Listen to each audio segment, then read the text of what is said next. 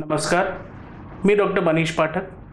Me senior consultant organ transplant critical care and anaesthesia Sahyadri हॉस्पिटलमध्ये कार्यरत आहे. आम्ही सह्याद्री हॉस्पिटलमध्ये ऑर्गन ट्रान्सप्लांट हे सुरू केलेलं आहे. ऑर्गन डोनेशन हे आपल्या भारतात आता सध्या ज्वलंत इश्यू चाललेला आहे.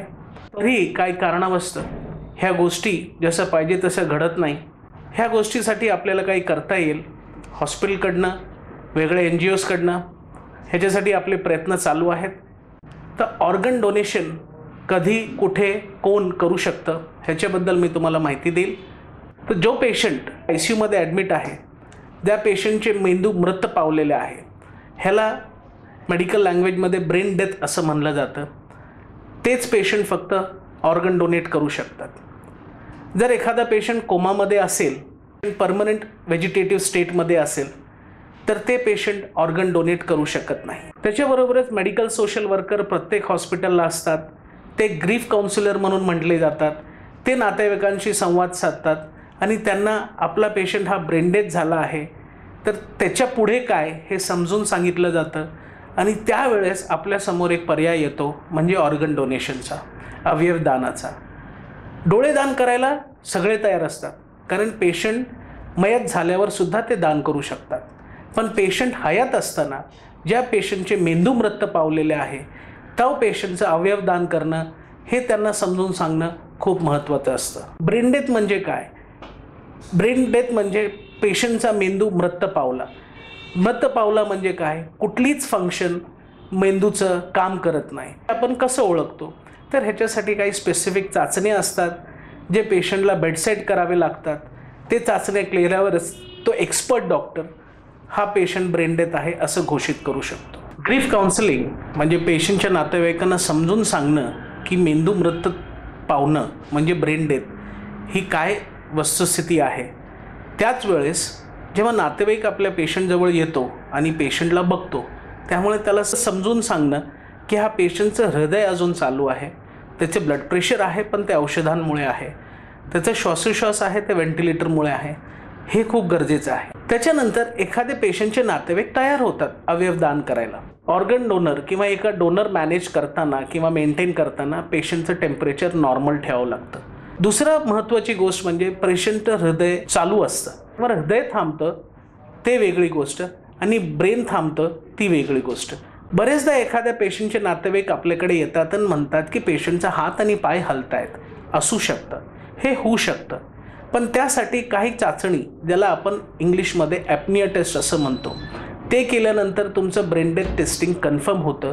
तर ह्या ज्या गोष्टी, पेशंटचा हात हलणं आणि पाय हलणं, ह्या स्पायनल रिफ्लेक्स असे म्हणले जातात आणि बऱ्याचशा ब्रेन डेथ पेशंटमध्ये ते आढळू शकतं. त्याच्यानंतर पेशंटचं ऑर्गन डोनेट केल्यावर त्याच्या बॉडीची डिसफिगरमेंट होणार का? नाही, असं काही होणार नाही. ऑर्गन जसे नॉर्मल ऑपरेशन केलं जातं तसंच केलं जातं.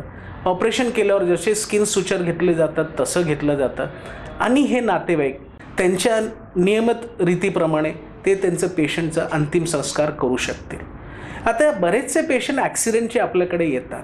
त्यांचं पोस्टमॉर्टम केलं जातं का? हो. ज्या गोष्टी मेडिको लिगली महत्त्वाच्या आहेत त्याला कुठेही पळवाट नाही, त्या रीतसरपणे करायला पाहिजे. एखाद्या पेशंटच्या नातेवाईकांनी जेव्हा परवानगी दिली की आमच्या पेशंटचे अवयवदान करा, त्याच्यानंतर हॉस्पिटलची ही एक जबाबदारी असते की त्या पेशंटच्या नातेवाईकांना पूर्ण सहकार करून नंतर बॉडी त्यांच्या नातेवाईकांच्या ताब्यात द्यायची आणि ते सुखरूप घरी कसे पोचतील ही जबाबदारी घ्यायची. एक महत्त्वाची गोष्ट सांगायची म्हणजे अशी, जेव्हा एखाद्या पेशंटचे नातेवाईक तयार होतात अवयवदान करायचे स्वीकृती द्यायला, त्यांच्या मनात असाही प्रश्न असतो की ह्याच्यामधून आपल्याला काही फायनान्शियल म्हणजे पैशाचा काही फायदा होईल का? आणि कुठल्याही नातेवाईकांनी पैशाचा फायदा होईल असं विचार करू नये. अवयवदान हे श्रेष्ठ दान असतं. ते स्वेच्छेने केलेलं दान असतं. पेशंट हयात नसतो, त्याचा मेंदू मृत पावलेला असतो. त्याच्यामुळे आपण नातेवाईकांची परवानगी घेतो त्यांचे अवयवदान करायला. आज भारतात 2 लाख पेशंट दरवर्षी लिव्हर डिसीजने मरतात. 50,000 पेशंट हार्ट डिसीजने मरतात आणि 1.5 लाख पेशंट हे किडनी डिसीजने मयत पावतात. हे का? तर अवयवच्या अभावी. जर आपण ऑर्गन डोनेशन किंवा अवयवदान ही प्रक्रिया चांगल्या प्रकारे करू शकलो लोकांमध्ये अवेअरनेस करू शकलो तर हे पूर्ण तर नाही पण काही दृष्ट्या आपण नक्की कमी करू शकू. त्याच्यासाठी आपण ऑर्गन डोनेशन अवेअरनेस हा प्रोग्राम कंडक्ट करणं खूप महत्त्वाचं आहे. 1968मध्ये ब्रेन डेथ हा कन्सेप्ट जगात लागू झाला. 1994मध्ये हा कन्सेप्ट भारतात आला. 2016 चालू असताना जगाच्या पाठीवर आपण खूपच मागे आहोत. ब्रेन डेथ आणि ऑर्गन डोनेशन हा खूप ज्वलंत टॉपिक असून लोकांमध्ये ते माहिती पुरवणं आणि पसरवणं ही आपली एक काळाची गरज झालेली आहे. सह्याद्री हॉस्पिटल वेगळ्या वेगळ्या माध्यमातून लोकांपर्यंत पोहोचण्याचा प्रयत्न करत आहे.